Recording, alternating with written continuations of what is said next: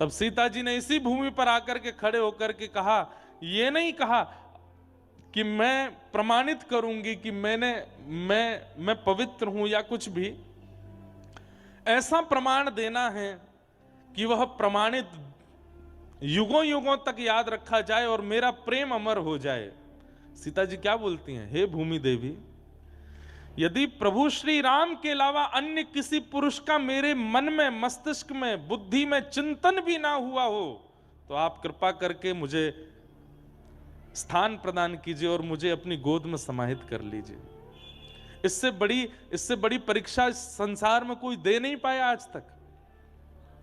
यदि प्रभु श्री राम ही मेरे सर्वस्व रहे हों, यदि प्रभु श्री राम ही मेरे मन बुद्धि चित्त में सदा विराजमान रहे हों, हे भूमि देवी आप मुझे गोद में ले लीजिए। उसी समय पृथ्वी खुल गई और श्री सीता जी उसमें प्रविष्ट हो गई। यही है वो नैमिषारण्य की भूमि। जनकपुरी नेपाल में है जहां श्री जानकी जी प्रकट हुई, पर यह नैमिषारण्य है जहां सीता जी विराजमान हुई।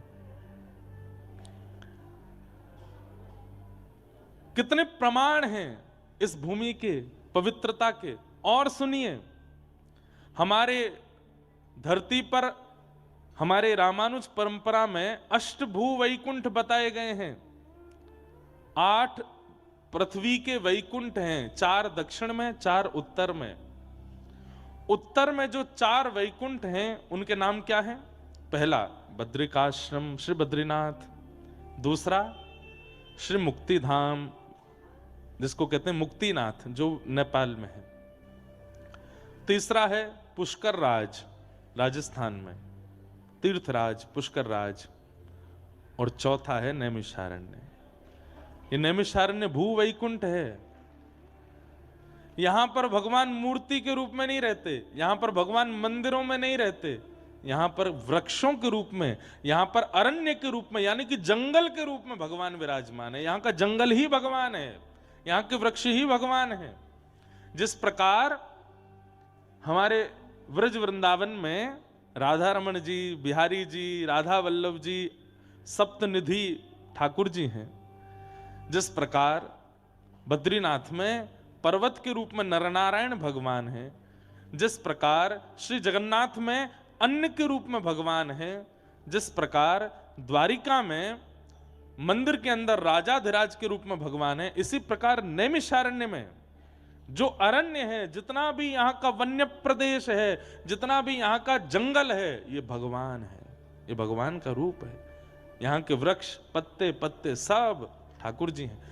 बाकी सब जगह तो ऋषि वृक्ष हैं, बाकी सब जगह तो संत वृक्ष हैं, पर यहाँ के वृक्ष ठाकुर जी हैं, इसलिए ये अरण्य है। बहुत शांति का परिचय दो भैया, पीछे व्यवस्था वाले आने दो, लोगों को बैठने दो। सब लोग इधर देखो, यहां देखो। तो जब निकलिए यहां से, प्रत्येक वृक्ष को प्रणाम करते हुए चलिए, और कोई बढ़िया स्थान देखना जहां सर्प आदि नहीं आ जावे, वहां वृक्ष के नीचे आसन लगा करके वृक्ष की ओर मुख करके बैठ करके नाम जप कीजिएगा। ये नैमिषारण्य, वो वृक्ष ही यहाँ के परमात्मा है, यहाँ का जंगल ही परमात्मा है। ऐसा ये नैमिषारण्य क्षेत्र है। वृक्ष के रूप में ठाकुर जी विराजमान हैं। ऐसे इस नैमिषारण्य में हम आप सब लोग कथा सुनने के लिए आए हैं। नैमिषे अनमिष क्षेत्रे ऋषयः सौनकादयः, 88,000 सौनिकादि ऋषियों ने ब्रह्मा जी से जाकर के पूछा कि इस पूरे धरातल पर ऐसी कौन सी भूमि है जहां पर बैठ करके हम यज्ञ करें मानव के कल्याण के लिए और वो यज्ञ सफल हो जाए। तब ब्रह्मा जी ने कहा,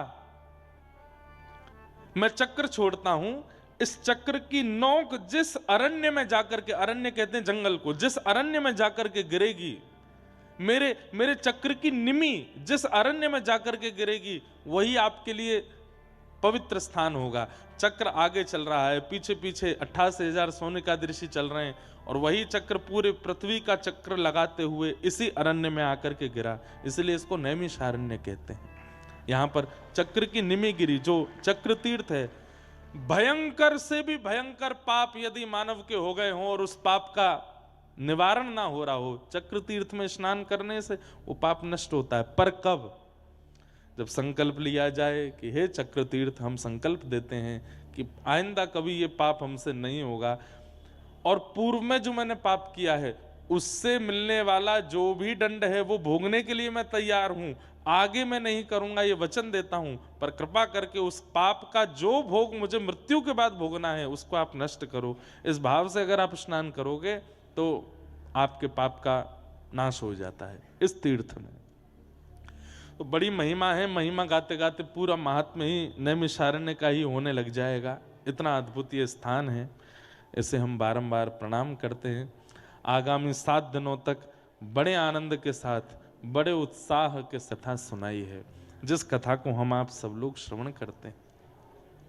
सच्चिदानंद रूपाय विश्वोत्पत्त्यादि हेतवे तापत्रय विनाशाय श्री कृष्णाय वयं नमः। सत्य, चैतन्य और आनंद 3 रूप हैं भगवान के। ठाकुर जी का प्रथम स्वरूप है सत्य, वे सत्य हैं। मैं इस भाव को ऐसा समझता हूं कि संसार में हर व्यक्ति के सामने उपस्थित होने पर भी आप असत्य का चिंतन कर सकते हो, पर ठाकुर जी के सामने आकर के आप कभी असत्य चिंतन के माध्यम से कैसे भी करके मुझे चला के दिखा। और एक और बात, अगर तुमने मूर्ति बने हुए उस व्यक्ति को हिला डुला नहीं पाए तो हार आपकी है।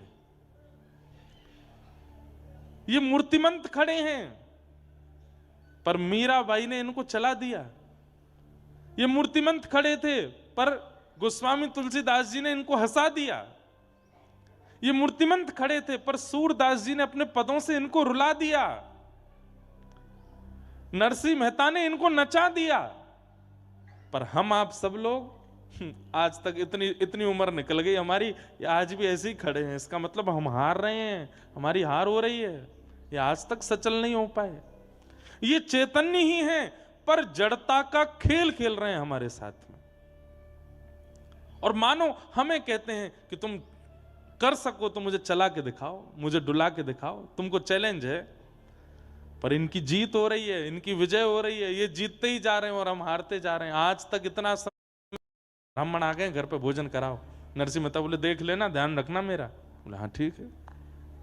उठाए करताल, नरसिंह मेहता ने जैसे कीर्तन शुरू किया, सोचिए नरसिंह मेहता तल्लीन होते होंगे तो क्या सुनने वाले नहीं होते होंगे? ऐसे भाव में गए, ऐसे भाव में गए कि वो भी डूब गए, सेठ जी भी डूब गए, सुनने वाले जो 10, 15, 20 लोग थे वो भी डूब गए, बाहर के गांव के लोग आए वो भी डूब गए। कीर्तन चलते चलते चलते चलते 13, 14, 15, 20 घंटे तक कीर्तन चलता रहा।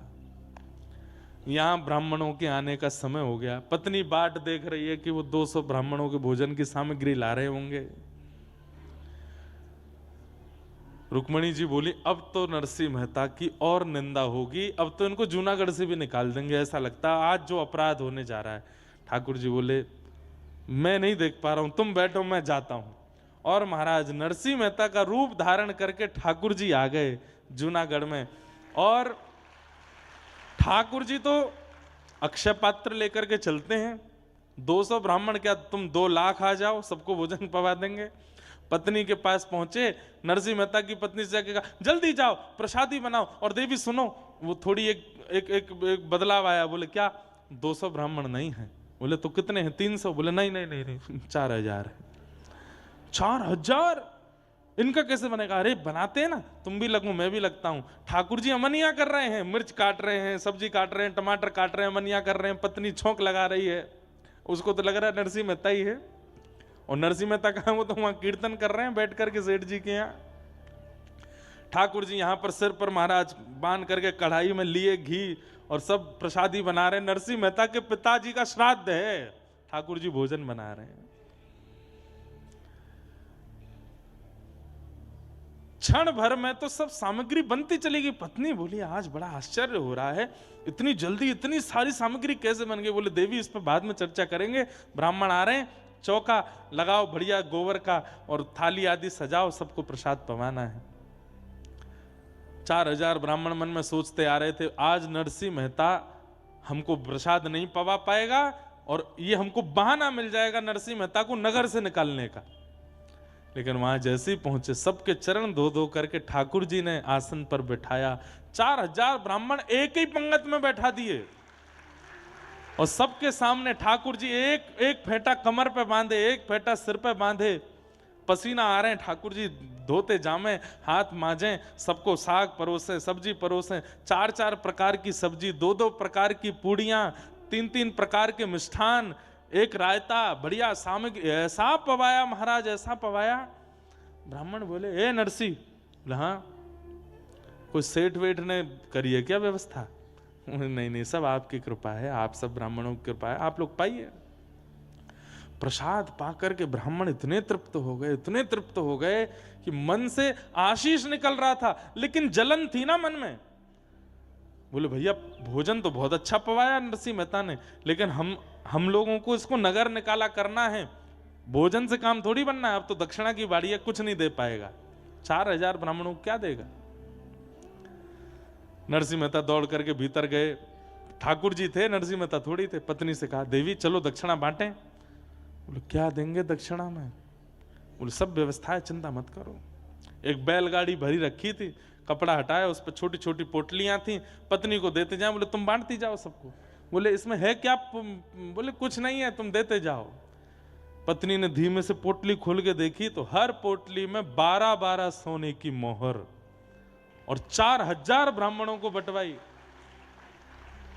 ब्राह्मण भी पोटली हाथ में लें तो हे नरसिंह क्या पत्थर भर के दिए हैं क्या? नहीं नहीं, सब आपकी कृपा है, आपका अनुग्रह।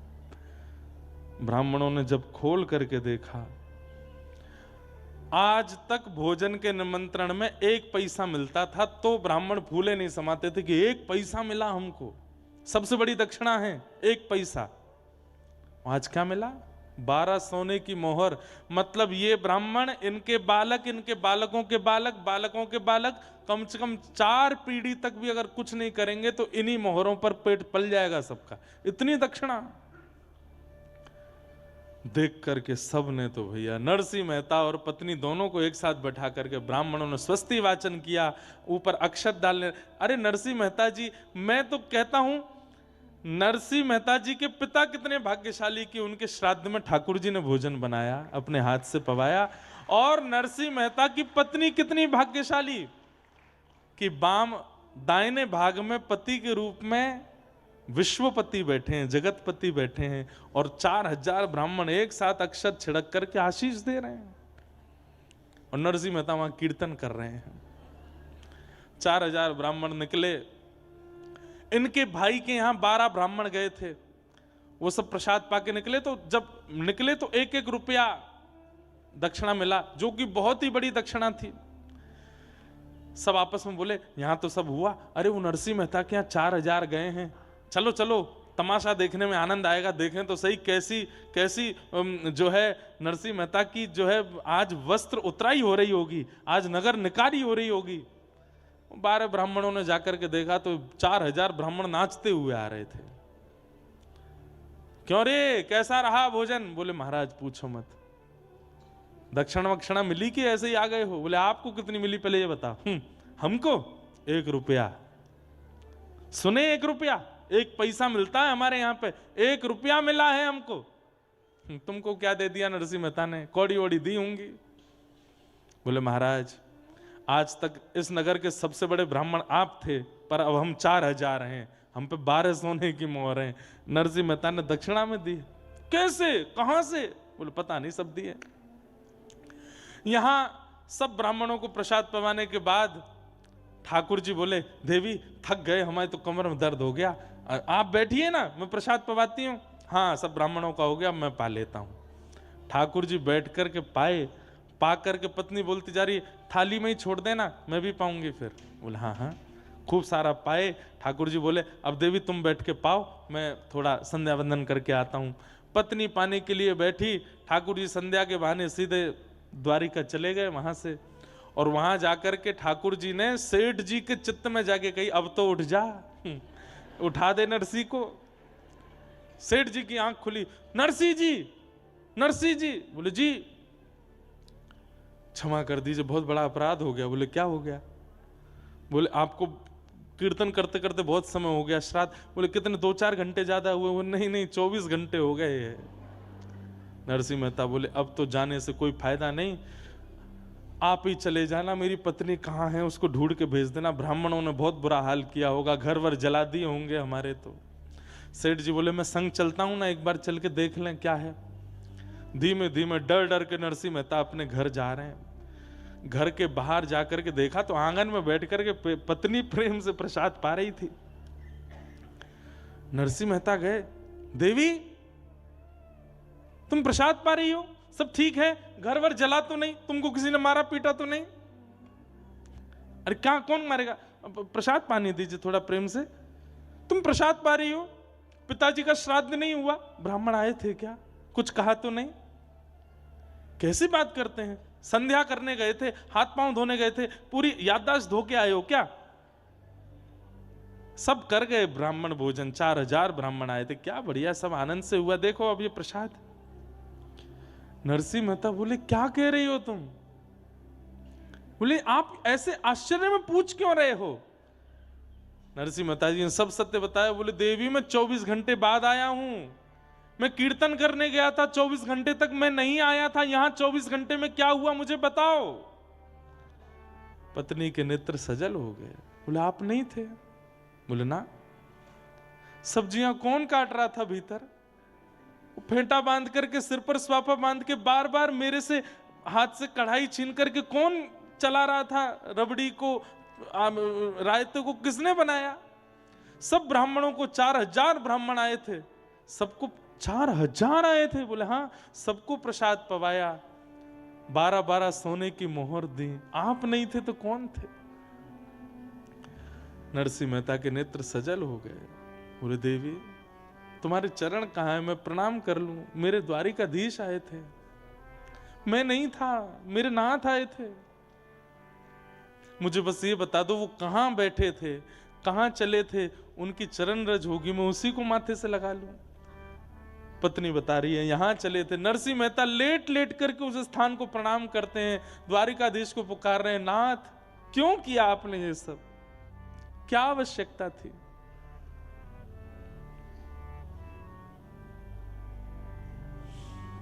अद्भुत हैं ठाकुर जी। नरसिंह मेहता के सब भाव करके गए। ये बात मैं क्यों कह रहा हूं? हमारे लिए आज भी वो जड़ ही हैं, पर नरसिंह मेहता थे जिनके लिए वो चैतन्य हो गए। मीराबाई थी जिनके लिए वो चैतन्य हो गए, सक्कूबाई थी जिनके लिए वो चैतन्य हो गए। चैतन्य आज भी होने को तैयार बैठे हैं, पर मेरी और आपके भजन में, भाव में, स्वभाव में सामर्थ्य नहीं बची है उनको चैतन्य करने की, इसलिए आज भी जड़वत बैठे।